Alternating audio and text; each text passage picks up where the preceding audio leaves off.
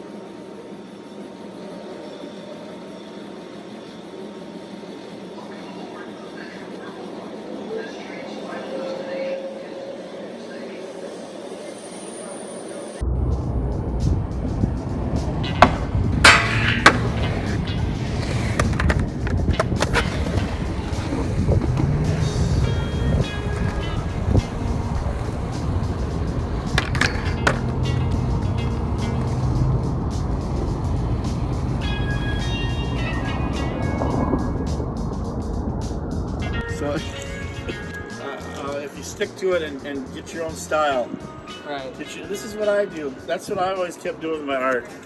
I always try to keep original, and it's hard to do because I've been through hell. They're gonna make a movie about me someday. There's this sort of connection between cities and jazz. Like, I picture cities whenever I think about jazz. I don't know about you. Well, yeah, because that's fair to say because it moves in all directions, and it's kind of about light and movement. But when I was in school and we had teachers that in painting, that when you're learning to paint, and in college and stuff, and some of them, and other students too, would come in and encourage, hey, let's listen to some music and see what happens.